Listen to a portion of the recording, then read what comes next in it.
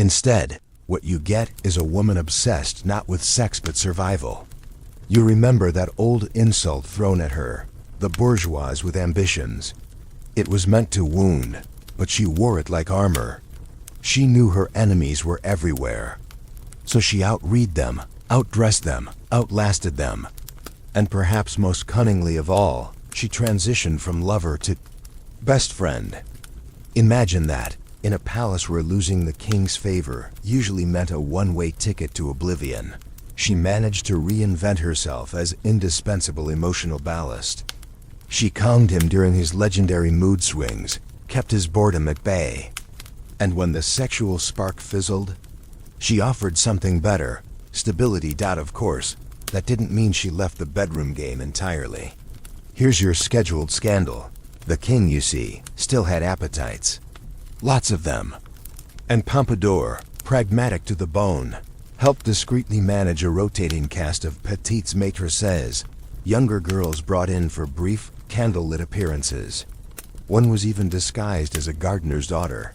Pompadour pretended not to know, sometimes even arranged logistics.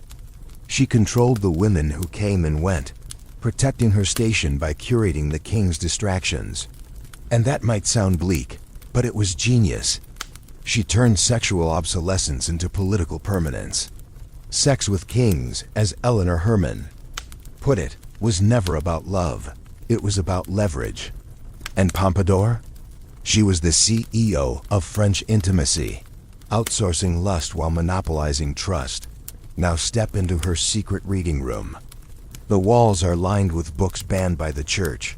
Voltaire, Diderot, even copies of The Spirit of the Laws, hidden behind dummy covers.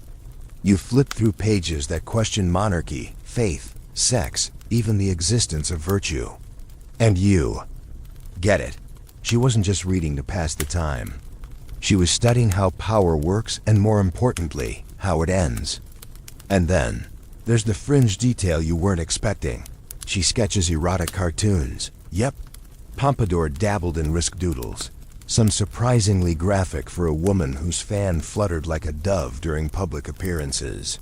But behind closed doors, she knew exactly what symbols to wield and how laughter, even crude, was another kind of resistance. So here she is, a woman with no crown, no title of state, commanding more influence than most dukes and bishops combined. She doesn't need to shout. She doesn't even need to argue. She just leans in, whispers something you don't catch, and suddenly, the finance minister is reevaluating tariffs. You follow her through the gardens, trying to decode her strategy. Was it charm? Fear? Some cocktail of both, stirred with wit and served with a smile? Probably. And yet, the most maddening thing? She makes it look easy. That's why they hate her, and why, maybe, you're starting to admire her. You're halfway through a dinner that lasts 4 hours, 7 courses, and roughly 12 passive-aggressive compliments. When it hits you, Pompadour's no longer sleeping with the king, and yet she's still here. Not just here, as in occupying space, but here as in dictating who sits where, who speaks when, and what's whispered behind embroidered sleeves. And she's glowing. Not with the soft blush of lust, but with the steely gleam of purpose. You start to notice how she handles Louis XIV, now like a fragile antique clock that only she knows how to wind. She soothes his existential dread with bedtime philosophy, flatters his fading virility with carefully chosen silences, and even commissions custom art of him slaying metaphorical dragons, because nothing helps a man forget he's aging like heroic propaganda. They don't share a bed anymore, but they share something stranger, emotional governance. You watch him lean on her, not for pleasure, but for peace. She becomes his compass, his mirror, his backstage tech crew, making sure the king can still play king in public. Historians still argue whether this shift was deliberate or accidental, whether Pompadour orchestrated her own post-bedroom pivot, or simply adapted like any apex predator would. Either way, it worked. And the most fascinating part? She doesn't seem to mourn the loss of their sexual relationship. If anything, it frees her. Without the pressure to keep him aroused, she can focus on keeping him upright and the nation, however shakily, afloat. You trail her into a smaller chamber, away from the noise, where she's sipping something suspiciously herbal. She confesses to a friend, "I was never a woman of passion. I loved ideas more than kisses," and there it is. A mistress who outlasted her own seduction. But that doesn't mean the gossip stopped. Quite the opposite.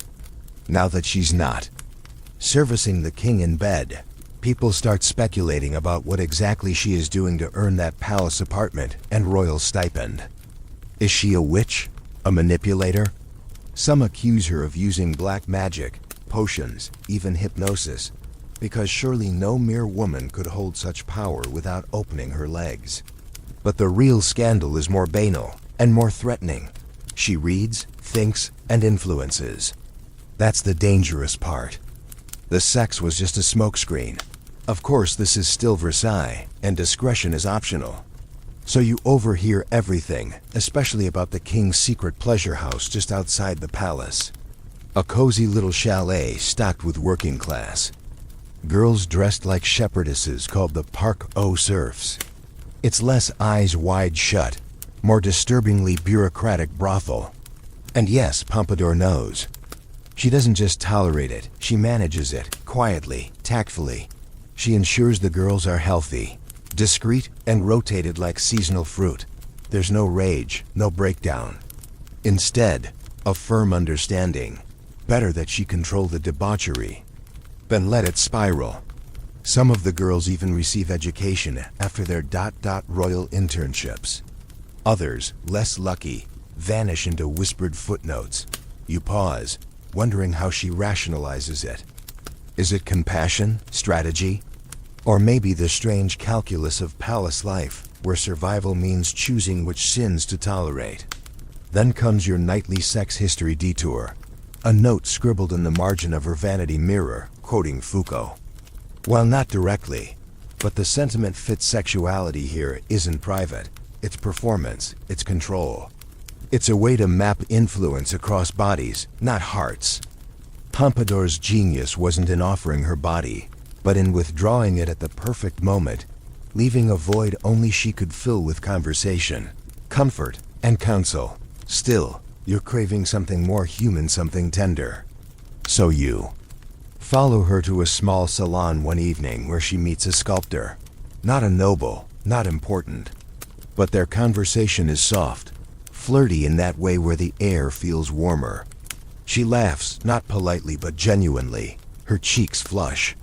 And for a moment, she's not the architect of royal machinery. She's just Jeanne again. The woman who once performed amateur theater in a wig too large for her budget. Nothing comes of it. She leaves alone. But you can tell her heart isn't dead.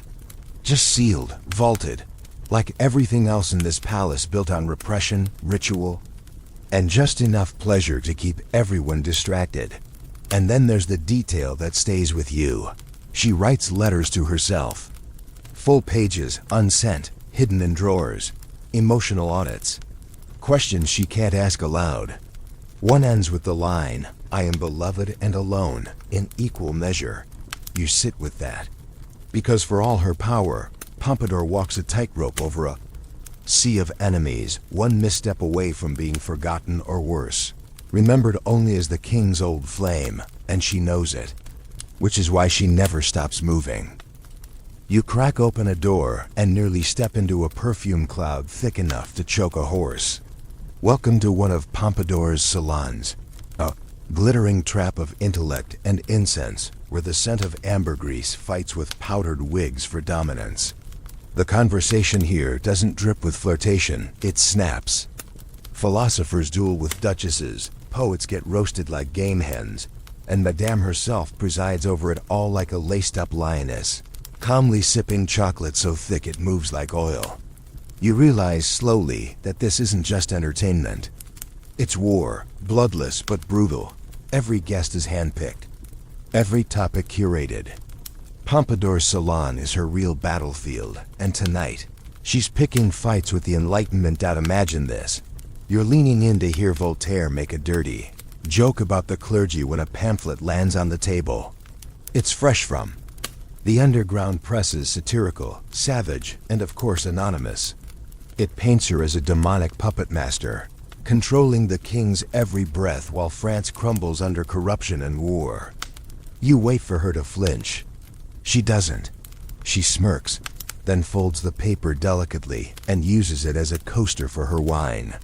That's the game. She doesn't silence the attacks, she collects them, disarms them, frames them. She knows that.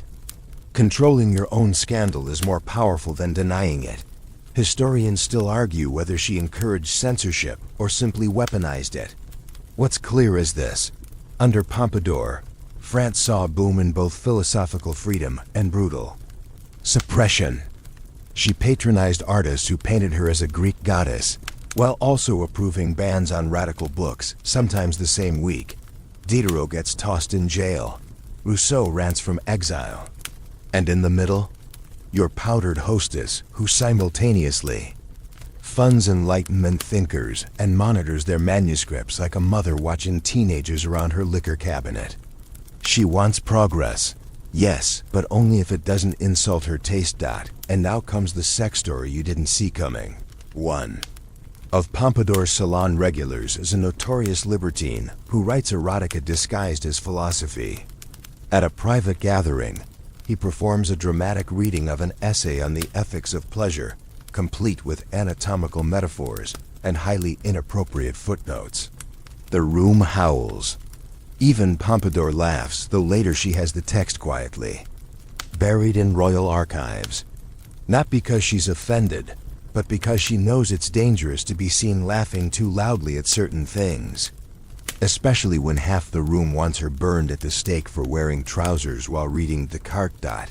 You shift in your seat as another guest brings up the church. That's the tension tonight. France is still technically Catholic, but the thinkers Pompadour champions are getting bolder. Anti-clerical satire spreads like mold behind a tapestry. And though she attends mass, nods politely, even sponsors convents, everyone knows she doesn't believe a word of it. In private, she calls religious doctrine a theater of guilt. She prefers astrology, mysticism, even early psychological theories. At one point, she invites a mesmerist to court. He hypnotizes a baroness into singing like a bird. The king claps. No one dares question the spectacle. Versailles loves miracles, as long as they don't threaten the hierarchy. Quirky tidbit time. Pompadour once commissioned a deck of fortune-telling cards with her own face on the Queen of Hearts. And yes, she actually used them to predict diplomatic outcomes. Is it a joke? A coping mechanism? Or a quiet rebellion against rationality in an age obsessed with reason? Probably all three. You sense the deeper irony. This woman, sculpted by logic and letters, also clings to intuition, symbols, and charms tucked under her corset. Because when the stakes are this high, even the most educated among us hedge their bets with a little magic. The air grows heavy again. Someone dares to say what everyone's thinking. Should one woman really have this much influence? The silence that follows could snap a wine glass. Pompadour just smiles, the kind of smile you'd expect from someone who's already survived 3 assassination rumors, 2 mass pamphlet campaigns, and a syphilitic king with attention span issues. Influence, she replies, is simply knowing when not to speak. And just like that, the topic changes. You step outside to breathe. The stars above Versailles are faint, drowned out by candle smoke and politics. And yet the palace still hums with energy. Somewhere, a maid runs to deliver a coded message. A violinist tunes his instrument for a performance no one requested. And in her chambers, Pompadour removes her shoes, unwraps her wig, and reads until dawn. She underlines a passage about the price of visibility. How to be powerful and female is to be both adored and dissected. And then she sketches something in the margin. Not a rose, not a heart, but a guillotine. Just the outline. She's not a prophet, but she sees it coming. You follow the scent of bergamot and dead into the drawing room, where a new obsession has taken root. Not a man, not a war, but porcelain. Yes, porcelain. The dainty, fragile, obscenely expensive kind. Pompadour is hunched over sketches of vases and figurines like she's planning a military campaign. And in a way, she is. This isn't just about tea sets, it's about legacy, prestige, manufacturing national pride one pastel cup at a time. Because here's the secret. In 18th century Europe, porcelain isn't pottery. It's power. The Chinese perfected it centuries ago, but Europe's still playing catch-up. So Pompadour does what any good cultural dominatrix would do. She turns art into policy. You trail behind her as she storms the Sèvres factory, not with cannons, but with aesthetic demands so detailed they make grown artisans cry. She doesn't just fund the place, she transforms it. New glazes, new kilns, new styles. Rococo on steroids. Her favorite shade, a delicate, almost mocking pink. The press mocks her, of course. They call her obsession frivolous, wasteful, but they don't see the strategy. Each dish, each figurine is a weaponized export, an image of France as elegant, refined, and dangerously soft power. Historians still argue whether Pompadour's patronage of the arts was genuine love or a calculated PR move. Either way, it worked. Sèvres porcelain becomes a global luxury. Nobles beg for pieces. Diplomats use them as bribes. Foreign courts drool over Pompadour's taste, and suddenly, France isn't just the country of wine and war, it's the world's aesthetic North Star. And you realize, she's crafting not just objects, but narrative. Who controls the story controls the throne. And while Louis XV fades into the background, slumped over hunting trophies and melancholy, Pompadour builds an empire of curated desire.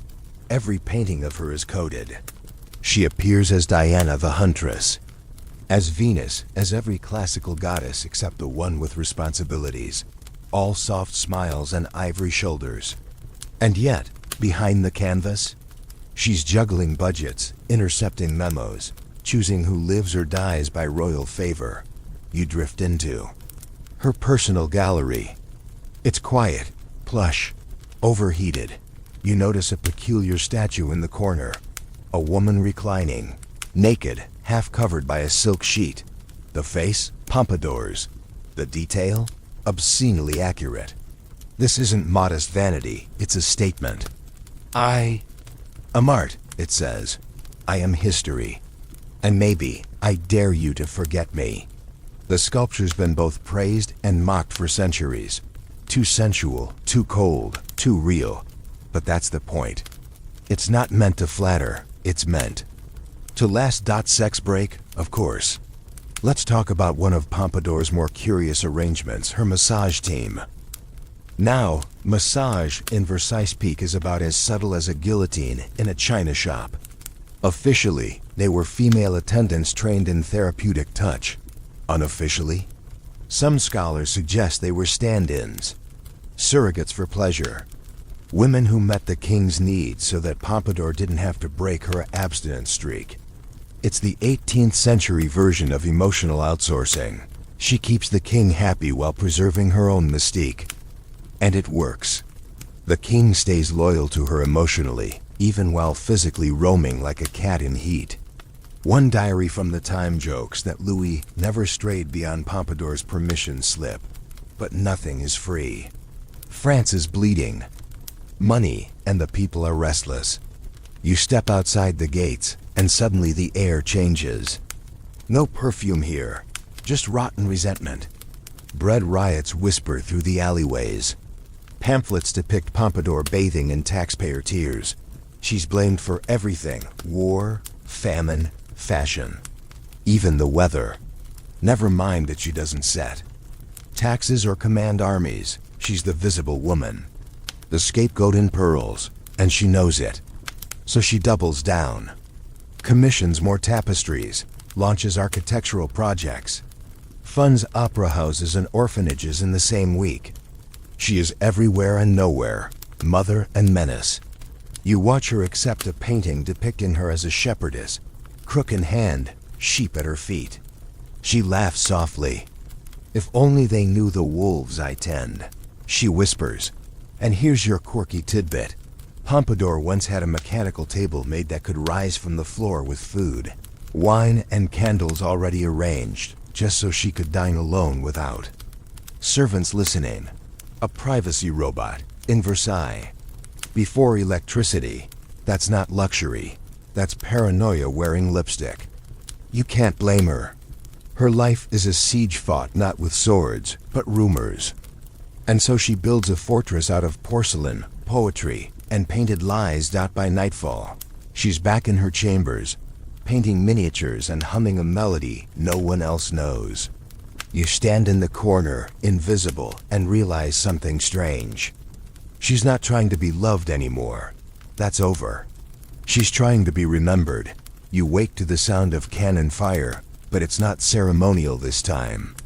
France is at war, and Pompadour is at her desk. Not weeping, not wringing hands, but reading dispatches like she's auditioning for Napoleon's ghost. It's the 7 Years' War, though to be honest, calling it a war feels like calling a crocodile a lizard. It's global, messy, and eating everything in sight. Colonies burn, alliances collapse, and soldiers freeze in boots too thin for their graves. Louis XIV, bless his brooding little heart, wants none of it. He'd rather be hunting. So who steps up? You guessed it, the woman everyone keeps calling. A distraction is now making wartime decisions with the precision of a seasoned general. Imagine the tantrums.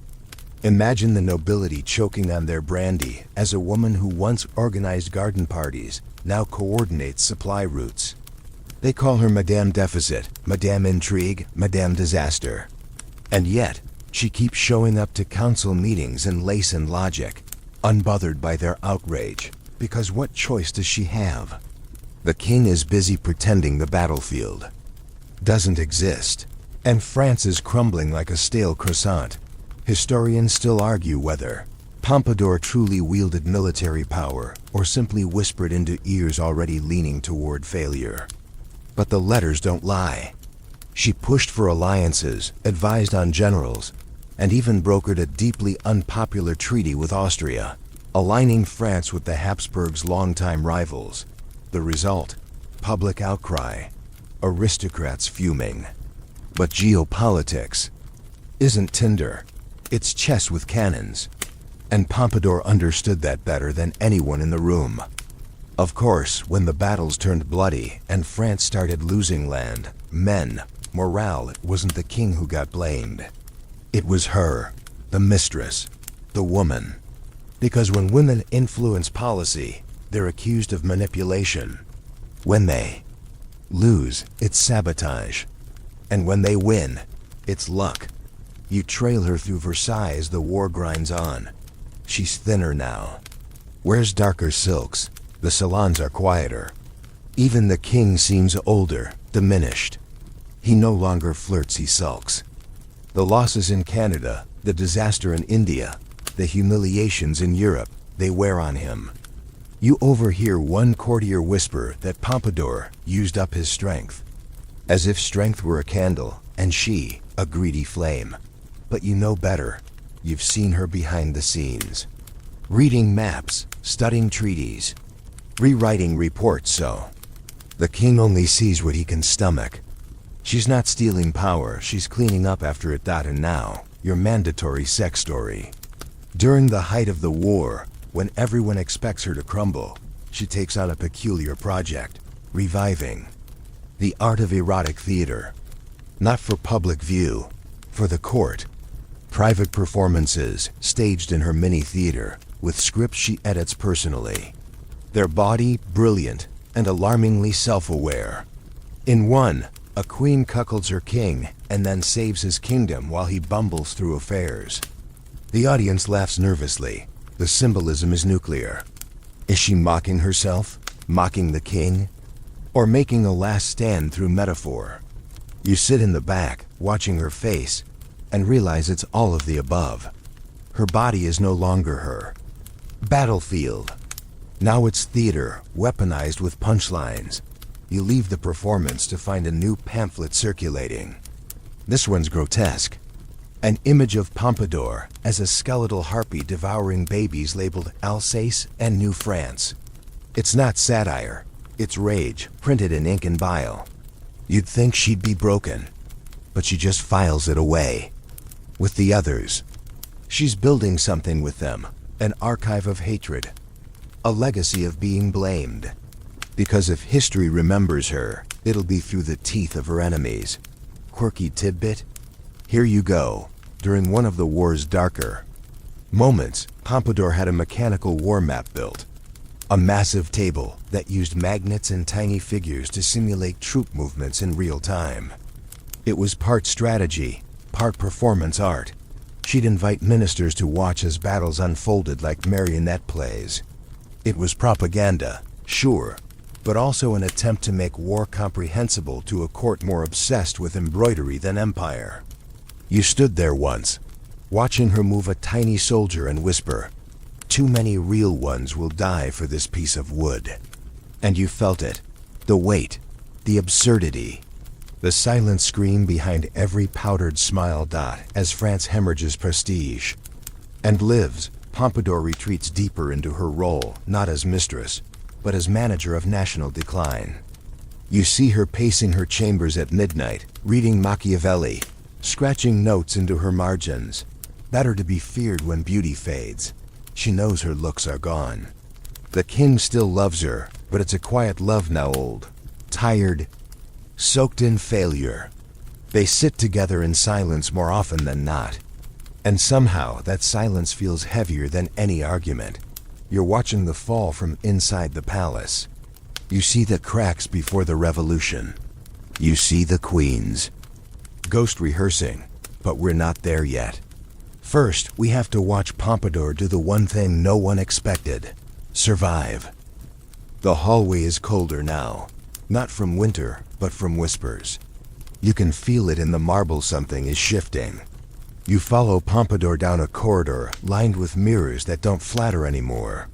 Her reflection is tired, thinner, but somehow more intense, like light pulled tight into a blade. Versailles hasn't turned against her, not yet, but it's watching, waiting. The clatter of heels on stone is sharper, the bows from courtiers a beat too slow. You reach her room just in time to catch her in front of a flickering candle, whispering not to a lover, not to a god, but to someone or something you can't see. This is the part they never taught in school. The seance, the cards, the rosary beside the crystal. The Mistress of France is dabbling in the forbiddens. Again, historians still argue whether Pompadour's turn toward the occult was genuine belief or elegant madness. But you're there, and it's real enough. You hear the quiet voice of her, medium, an Italian mystic with opium breath and velvet fingers, claiming to channel lost souls. And you see her listening, not desperate, but focused. As if the spirits could explain what reason cannot. Why France is unraveling. Why her lungs are failing. Why the king she once commanded now drifts through rooms like a ghost who died mid-conversation. You shift uneasily. Versailles is all about control. Who owns what? Who commands whom? But this is chaos disguised as ritual. And it's seductive. Pompadour lights incense, says nothing, but her eyes glisten. It's not fear, it's defiance. If men won't tell the truth, maybe the dead will dot. And yes, she still attends church. Still donates to nuns, still kneels when required. But you've seen her secret drawer lined with tarot cards, dream journals, and a tiny vial of what she calls sleeping dust, gifted by an alchemist. What's in it? Who knows? Mercury, crushed pearl? One night she jokes, if I mix it wrong, I'll wake up Queen of Prussia. You laugh. She doesn't, because there's always a chance the joke is prophecy.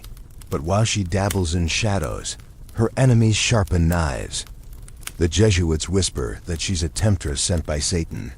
Pamphlets now feature her in full demonic regalia, horns and all, breastfeeding snakes labeled philosophy and debt. The images would be funny if they weren't so vicious. You start to notice the shift in tone, not just mockery, but fear.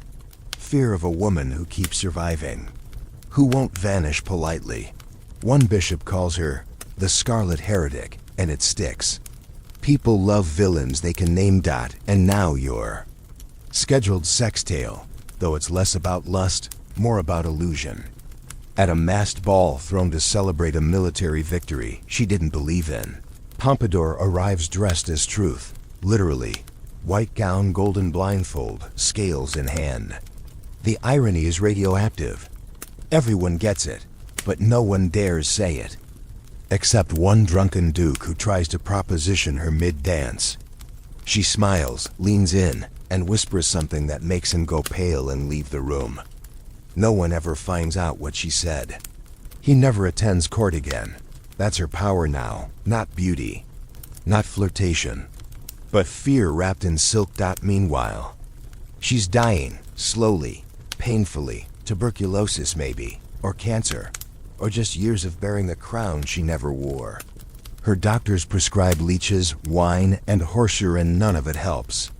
But she keeps moving, keeps dressing, keeps orchestrating parties, even as she coughs blood into lace. You stand beside her as she sketches her tomb. It's elegant, unassuming, almost plain. "I don't want to be remembered as a queen," she says. "I want to be remembered as necessary." And that hits harder than any poem you've ever heard. Quirky tidbit for tonight. Pompadour had a secret cabinet built behind one of her mirrors. Not for jewelry, for rejection letters. Every snub, every insult, every memo she was left out of, archived. Like relics, she called it her catacomb of doubt. You peek inside. There are hundreds. And yet, here she still is. One night, she dreams of fire. Not metaphorical, but literal. Flames consuming Versailles, melting the gold, cracking the marble. She tells the king. He shrugs. Dreams are dreams. But you can see in his eyes. He believes her. Because even now, even sick and fading, she makes the future feel real. And then comes the last seance. The room smells like roses and ash. She asks, "Will France forgive me?" The medium hesitates. Says only, "History never forgives, it records." Pompadour nods, doesn't flinch. She knew that all along. You watch her rise, not like a ghost but like a woman with unfinished business. You're in the garden just before dawn, where the air smells of damp roses and endings. The palace is still asleep, except for one window, flickering with candlelight. Her window. Madame de Pompadour hasn't left her bed in days. The doctors come and go with faces like funeral masks, but she doesn't complain. She reads. She sketches. She writes letters she'll never send. And always she looks out that window toward the horizon, where the mist clings to the earth. Like regret, you slip quietly into her chamber. The walls are quieter now, less art, fewer visitors. Even the king avoids eye contact, shuffling in with updates she no longer needs.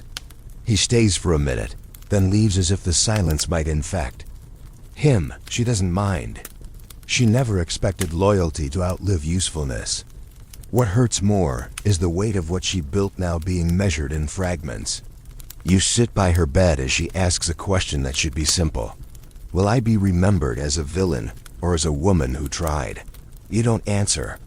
You just watch her breathing, shallow and slow, like a song in its final note. Outside, Versailles keeps spinning. There are still parties, intrigues, new mistresses whispering promises into Louis XV's half-interested ear. But it all feels hollow, because no one, not one of them, can hold a room the way she could. They mimic her style, her wit, her art, patronage, but they don't understand the machinery. They don't know how to pull the strings without snapping them. You think about all she carried. War, debt, scandal, the king's moods, the court's claws, the people's hatred.